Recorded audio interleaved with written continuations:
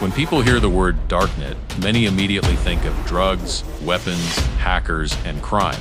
Movies, TV series, and headlines have shaped this image for years. But the question is the Darknet really as it's often portrayed? Or is it simply misunderstood? In this video, we'll look at what the Darknet really is, which myths persist, and why there are also perfectly legal and sensible uses for it. Stay tuned, it's going to be exciting.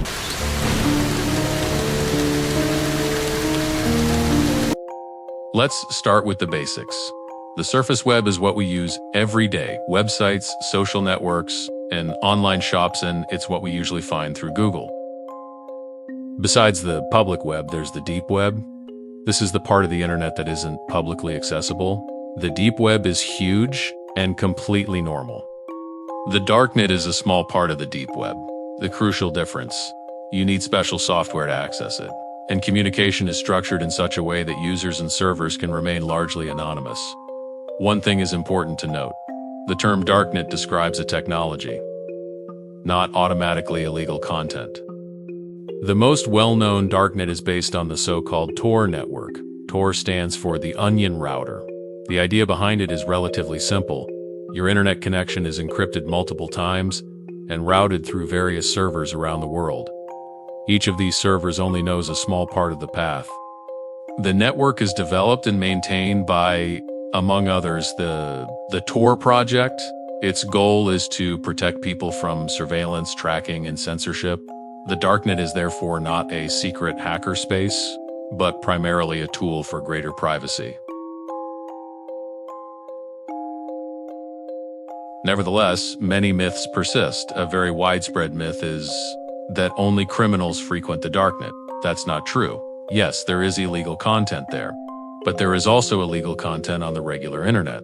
At the same time, journalists, whistleblowers, activists, and people in authoritarian states use the Darknet to protect themselves. Another myth: even accessing the Darknet is illegal.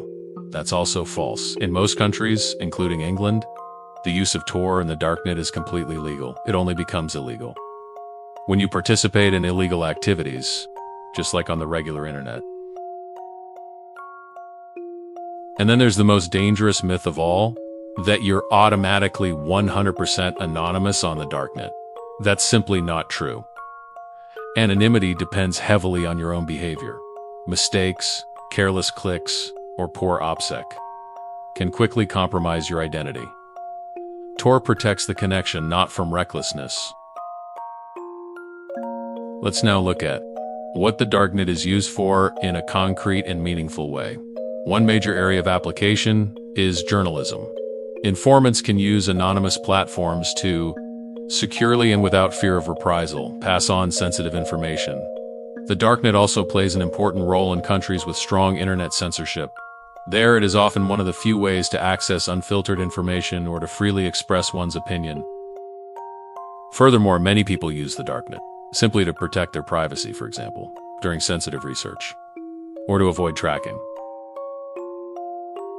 Of course, there's a downside to all of this. The Darknet is rife with fraud, malware, fake websites, and countless scams. Anyone navigating it unprepared can quickly run into trouble. The Darknet is not a playground, and certainly not a place to click carelessly. It requires knowledge, caution, and a healthy dose of skepticism. In the end, the Darknet can best be summarized as follows. It is not a place of evil and not a lawless space. It is a tool. And as with any tool, it is not the technology that decides, but the person using it.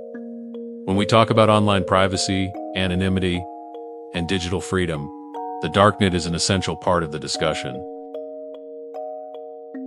If this video helped you to better understand the topic of the Darknet, I'd appreciate a like and a subscription.